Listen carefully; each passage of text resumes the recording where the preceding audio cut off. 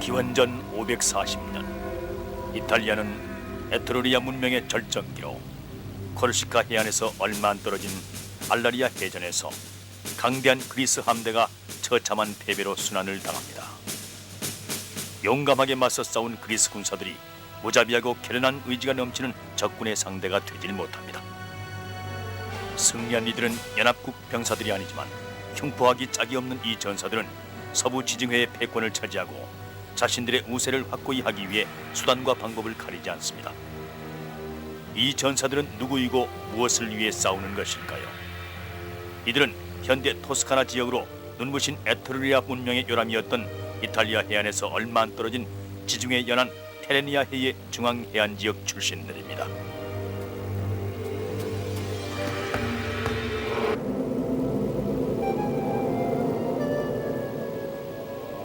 오늘날 학자들은 불가사의한 에트루리아인들의 기원과 언어를 놓고 얽힌 논쟁을 벌이고 있는데, 이는 이들이 가진 혈통을 찾을 수 없기 때문인 듯합니다. 에트루리아인들이 남긴 몇 안 되는 유물들에서는 고대 이집트의 피라미드나 신전 혹은 그 밖의 유물들과의 관계를 찾아볼 수 없습니다. 또한 파르테논 신전과 같은 비길 데 없는 예술 작품을 남기고 간 그리스인들과 비교하는 것도 불가능합니다. 또 로마인들은 이들보다 후대인들입니다. 에트루리아에 대한 기원은 알려져 있지 않지만 고고학자들은 토스카니 시골 지방에서 발견한 여러 가지 유물이나 흔적들을 통해 에트루리아 문명에 관해 많은 것을 알아냈습니다. 기원전 6세기경 로마가 세계 제1의 강대국이 되리라는 기미는 어디서도 찾아볼 수 없었습니다. 실제로 그 당시 로마의 도시국가들은 에트루리아인들의 지배와 영향력 하에 놓여 있었으며 로마를 다스린 왕족 중에도 에트루리아 출신들이 많았습니다. 로마를 다스리는 동안 에트루리아인들은 로마 포럼 근처 지역에서 티베르 강까지 오수를 나르는 거대한 하수구 클로아카 막시마와 같은 구조물을 만들며 위대한 건축 유산들을 남겼습니다. 에트루리아인들의 영향력은 멀리 폼페이까지 미쳤고 함대를 이용해 사디니아와 코르시카 그리고 코두 타지르 등에 거주하는 그리스와 페니키아인들을 위협했습니다.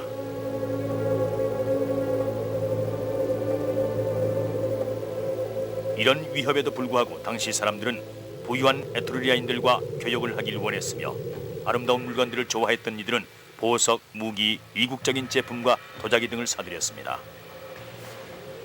에트루리아의 문화를 알아볼 수 있는 귀중한 지역 중에는 이탈리아의 시에나 지방, 옴브론 강의 기슭에 위치한 물로라고 하는 고대 도시가 있는데, 이곳이 에트루리아 국가의 중심지였습니다. 현재 고대 도시에 관한 유적은 남아있지 않지만 도시 바로 외곽의 포지오시 비타테라고 하는 고원에서 에트루리아인들의 주택 형태에 관한 단서를 찾을 수 있습니다. 도시 본래 모습은 파괴되고 후에 침략자 로마인들이 재건한 곳이긴 하지만 곳곳의 무덤과 공동묘지에서 에트루리아 문명의 모습을 여실히 찾아볼 수 있습니다. 1965년 펜실베니아주에 있는 브리언모어 대학의 고고학자 카일 메레디스 필리스 씨가 중세풍도시 물로 지역 부근에서 발굴 작업을 시행할 수 있도록 후원해 주었습니다. 그 후로 매년 여름 미국 학생들과 전문 고고학자들로 구성된 팀들이 포지오시 비타테에서 발굴 작업을 계속해오고 있습니다. 이 고고학적 캠페인을 통해 먼 과거에 존재했던 에트루리아인들이 건립한 거대한 건물을 발굴해내기도 했습니다. 동쪽 벽에 남아있는 유물을 통해 이 건물이 세워진 위치에 관해 분명히 알 수 있습니다. 이 건물은 각 측면이 60m에 달하는 거대한 사각평면입니다. 건물 안쪽 안마당과 같은 곳에는 하늘의 신이나 조상들의 조각상이 들어있음직한 작은 사각형의 템페토라고 하는 조그마한 신전을 감싸고 있는 기초벽들이 늘어서 있습니다. 최초의 모습에 대한 흔적은 남아있지 않지만 고고학자들이 이와 비슷한 모습으로 물로에 있었던 건축물들의 모습을 재현하려는 노력이 진행되고 있습니다. 이것이 바로 2500년 전에 이곳에 있던 건물의 모습을 재현한 것으로 건물의 세 측면에 커다란 열주가 늘어서 있고 안마당 정가운데 작은 신전이 놓여 있습니다. 고고학자들에 따르면 소위 상부 건물이라고 하는 이 건물은 기원전 7세기경 이미 세워져 있던 하부 건물이 후에 화재로 파괴되면서 그것이 없어지고 난 자리에 기원전 580년경에 세운 것이라고 합니다.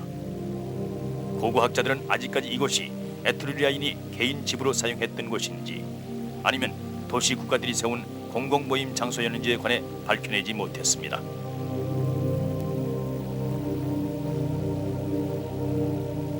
발굴 도중 지붕 위 가장자리 곳곳에 특정 모양으로 장식이 되어 있는 테라코타 조각상들을 여러 개 발견했습니다. 이 조각상들은 아크로텔이라고 하는 것으로 그리스어로 신전이나 건물의 지붕에 소유주의 지위를 나타내는 것입니다.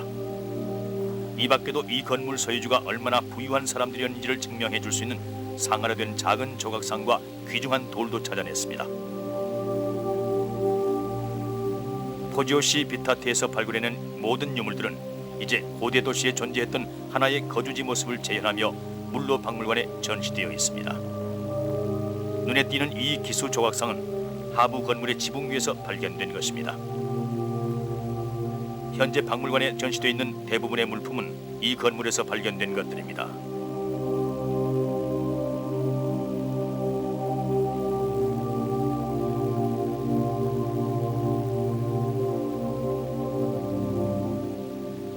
최근 건물 지붕의 일부를 재건했고 지붕을 장식할 때 사용했던 아크로테리의 일부는 가장 높은 꼭대기 쪽으로 옮겨 놓았습니다. 여기 서 있는 이것은 머스켓 총을 들고 카우보이가 썼을 법한 특이한 모자를 쓰고 있는 병사의 동상입니다. 이 동상은 물로 박물관의 상징물이 되었습니다. 이 테라코타 판화는 일상생활의 일면을 보여줍니다. 이것은 연회의 한 장면을 묘사한 것입니다. 그 당시 판화들은 매우 화려하게 장식되었습니다. 에트루리아 상위 계층 사람들은 삶을 즐긴 것 같습니다. 연회를 열면 다마스크 쿠션과 촛대, 값비싼 식탁용 식기류들을 갖춰놓고 웨이터들이 음식을 나르고 음악가들이 분위기를 돋우는 등 전체적으로 우아한 분위기를 연출했습니다. 라티움 북쪽의 타르퀴니아 무덤에서 발견된 프레스코 작품을 통해 우리는 에트루리아인들의 일상생활에 관한 보다 자세한 사항을 알 수 있게 되었습니다. 기원전 5세기 중반에 건립되었던 레파드의 무덤에서 발견된 프레스코 작품에서는 음악가들이 노래하고 노예들이 시종이 되어 음식을 나르는 연회의 모습이 그려져 있고 침대마다 남녀 커플이 누워 있습니다. 이런 프레스코 작품들 덕택에 그리스와 로마의 여성들과는 달리 에트루리아 여성들은 대부분 연회에 참가해 남성들과 함께 즐거운 시간을 보냈다는 사실을 확인할 수 있습니다. 고대 사회에서 여성들에게 그런 자유를 준 것은 특별한 일이었고 당시 이곳을 여행했던 그리스 로마인들에게는 충격적인 모습이었습니다. 고대 문학에서 가장 날카로운 글을 쓴다고 알려진 그리스의 역사가 테오폼퍼스는 기원전 4세기경에 다음과 같은 글을 남겼습니다. 에트루리아인들은 자신의 남편뿐만 아니라 누구하고든 거리낌 없이 즐긴다. 여성들은 나체로 대중 앞에 서는 걸 아무렇지 않게 생각하고 남성들과 함께 운동하는 것도 좋아한다. 또 음식도 마음껏 먹고 술도 마시는 여성들의 모습은 매우 아름답다. 즉 이곳 여성들은 고대 사회의 다른 문명에 속한 여성들과 달리 특권을 가지고 있었던 것입니다. 남성과 동등한 관계를 가진 여성은 자신감과 긍지를 가졌고 이에 따라 여성들은 자연스럽게 잘 차려입고 화려한 보석으로 치장하며 멋부리기를 좋아했습니다. 3000년 전 에트루리아인들이 사용했던 청동 거울이 오늘날까지도 남아 있습니다.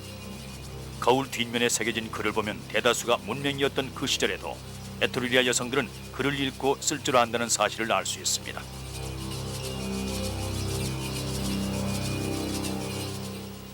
물로 주변 지역은 발굴 지역으로서뿐만 아니라 유전학적 연구지로서도 중요한 역할을 하는 것으로 유명해졌습니다.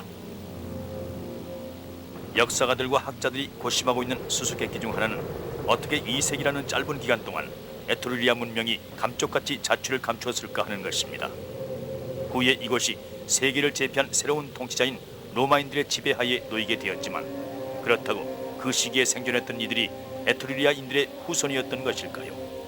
연구원들은 물로에 살았던 이들이 에트루리아인들의 직계 후손이라고 결론을 내렸습니다.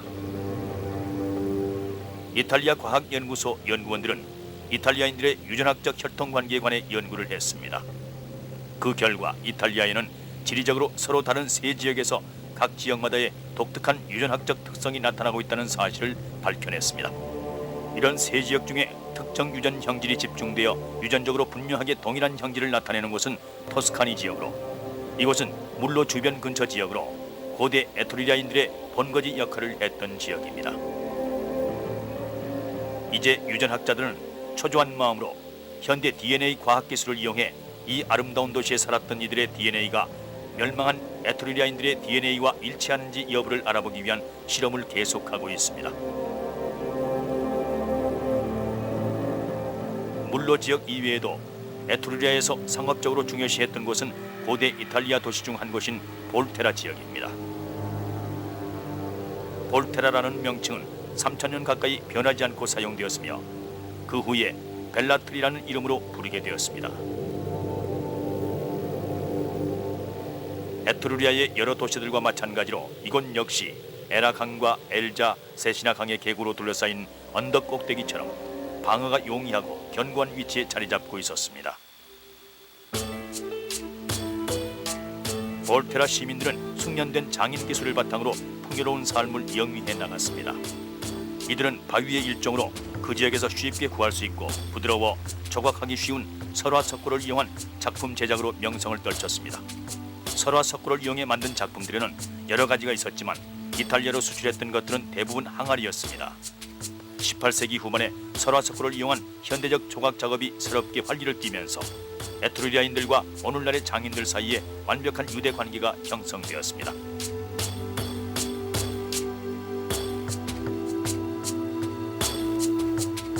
4세기에 걸쳐 도시 전체를 감싸는 길이 6km의 면적 290에이커짜리 성벽을 세우기도 했습니다.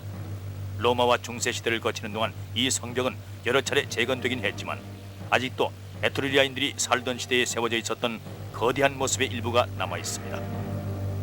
오늘날 다이아나 게이트와 같이 견고한 문이나 에트루리아인들이 세워놓았던 기념비적인 아치문 아래쪽을 통해 그 도시로 들어갈 수 있습니다. 로마인들은 오늘날 그 형상을 뚜렷이 알 수 없는 세 개의 머리 모양 제작에 쓰였던 것과 같이 에트루리아인들이 사용했던 재료를 이용해서 아치를 재건해냈습니다.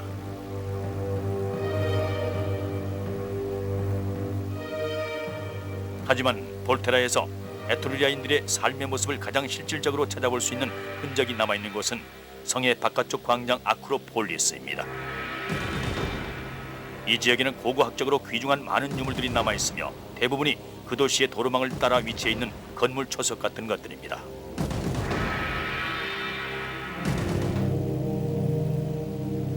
이곳에 서 있는 두 개의 신전은 기원전 3세기형에 세워진 것입니다.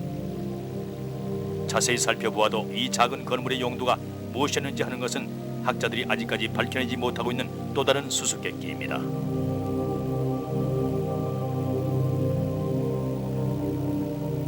해안 쪽으로 향해 가면 다른 지역과는 확연히 다른 일로 유명해졌던 한 도시에 도착하게 됩니다. 이 도시의 옛 이름은 포플로니아 혹은 포플루나였습니다. 포플로니아는 에트루리아에서 해안 가까이에 건설되었던 유일하게 큰 도시였습니다. 이곳에서 에트루리아인들은 많은 양의 철을 채굴하고 가공해 시장에 내다 팔았습니다. 사람들은 몇백 년이 넘도록 용광로를 이용해 작업하면서 엄청난 양의 광재를 축적했고 때론 그 높이가 6m 가까이 되기도 했습니다.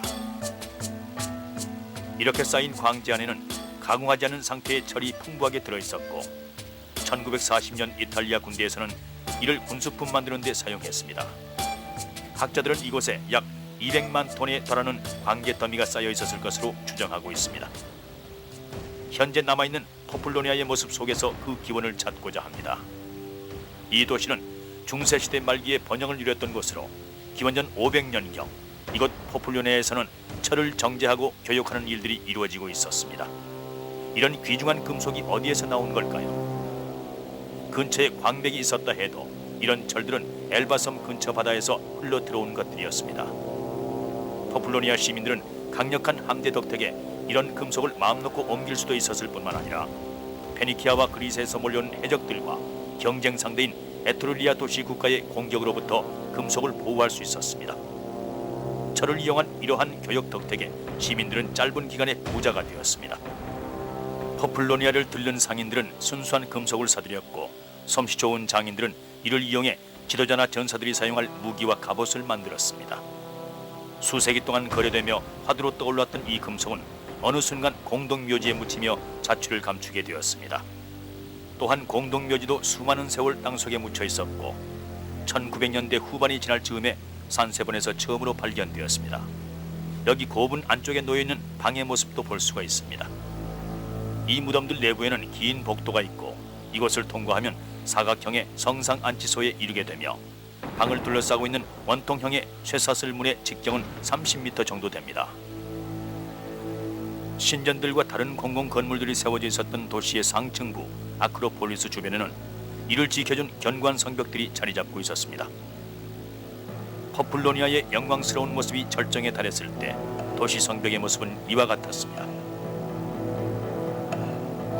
저 멀리 지평선 위로 아크로폴리스에 자리 잡고 있던 건물들의 윤곽이 희미하게 보입니다.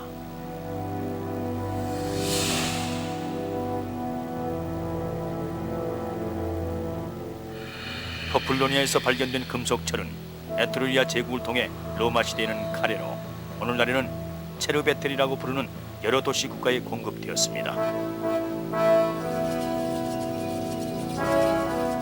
체르베텔이는 에트루리아 동부 지역에서 가장 막강한 세력을 가진 도시 중 하나로 그 사실은 그곳의 화려한 무덤에서 발견된 많은 유물들로부터 확인된 것입니다. 그 하나의 좋은 예는 반디타시아 대규모 공동묘지에서 발견된 도들새김 글귀가 새겨진 무덤으로 이것은 시민들이 성경 내에서 일상용품들을 재생산에 사용했던 모습에서 붙여진 이름이었습니다. 이 안에는 랜턴과 기름 램프, 노끈 및 가닥, 포도주가 담긴 술병들, 그리고 갖가지 일상용품과 무기들이 들어있었습니다. 하지만 이곳에서 가장 중요시 생각했던 곳은 클루시움이라는 도시로 이곳은 고대 사회에서 로마의 대적해 승리를 거머쥔 몇 안 되는 도시국가 중 한 곳이었습니다. 적어도 초기 단계 에트루리아인들의 세력이 최고조에 달했을 때 로마는 그저 국경지대의 한 도시에 불과했습니다.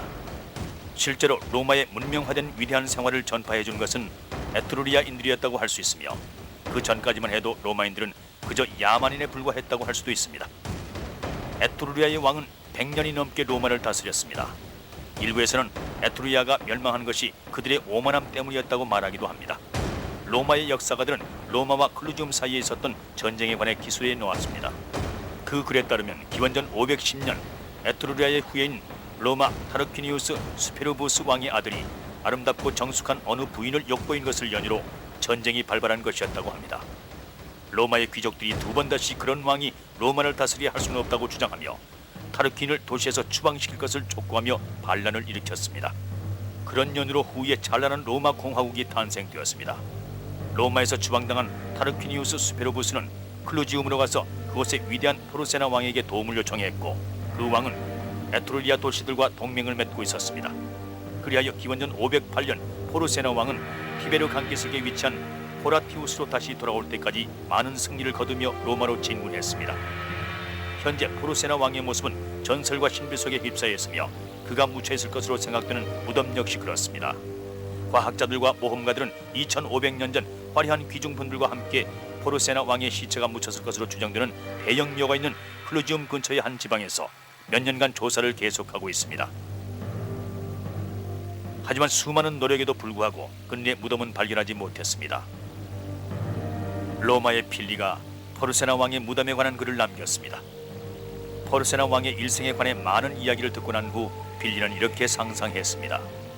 그 무덤은 웅장한 사각형의 건물로 그 높이가 건물 높이 몇 층에 달하는 90m 정도 되며 높은 피라미드로 지지되어 있습니다.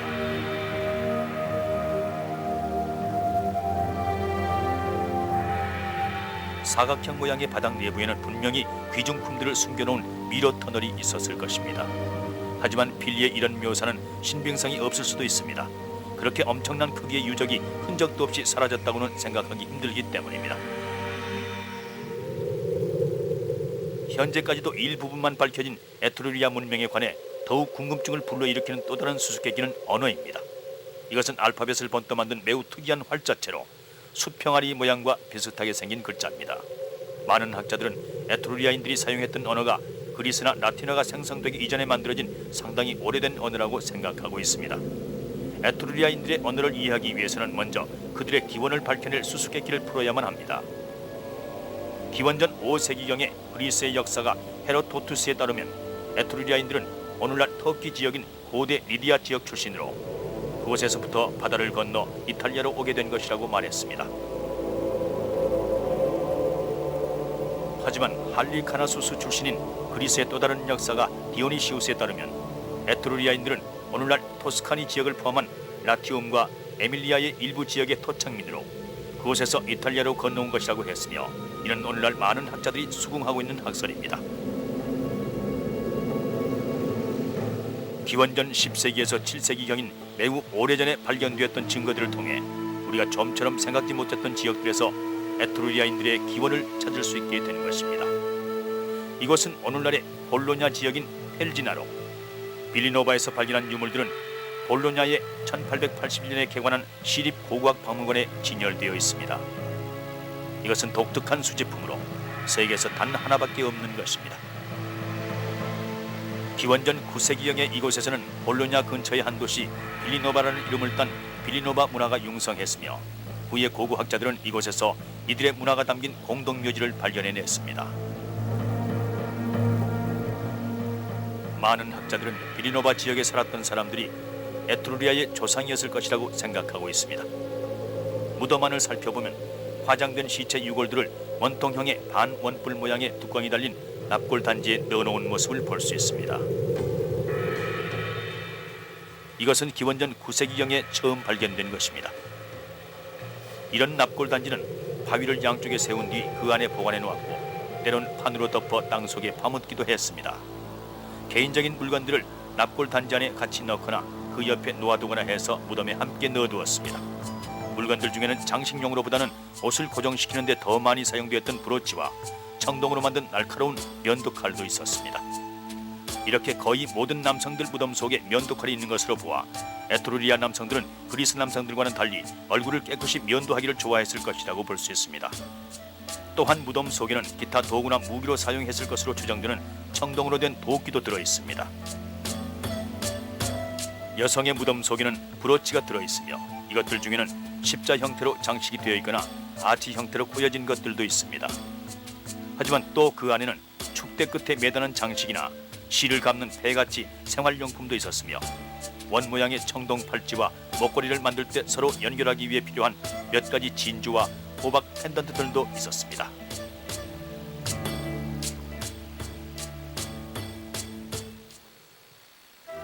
D.H. 로렌스 씨는 에트루리아인의 삶에는 생동감이 넘쳤습니다 라고 말했습니다. 실제로 무덤에서 발견된 프레스코 벽화를 보면 에트루리아인들은 매우 활동적인 사람들이었다는 것을 알 수 있습니다. 그들은 외부에서 벌어지는 일들을 구경하길 좋아했고, 광장에 모여 공연을 하거나 운동 시합을 하는 것은 물론 사냥이나 낚시하기를 아주 좋아했으며, 음악을 감상하거나 연회를 즐기기도 했습니다. 그 당시 여성들의 생활상은 고대 문명에서 찾아볼 수 없는 독특한 모습이었습니다. 하지만 로마에게 세력을 빼앗긴 후 에트루리아인들은 두 번 다시 우위를 점하지 못했습니다. 기원전 280년경 에트루리아의 모든 도시들은 로마인의 칼에 항복하거나 몰락당했고, 찬란한 번영을 누렸던 이 땅에는 이제 무덤만이 남아 있습니다. 이제 우리는 남아있는 이 무덤만으로 그들이 남기고 가는 삶의 모습을 알아낼 수 있을 뿐입니다. 오늘날 에트루리아를 감돌고 있는 수수께끼를 풀기 위해서는 오직 땅속 깊이 숨겨진 비밀을 밝혀내야 할 것입니다.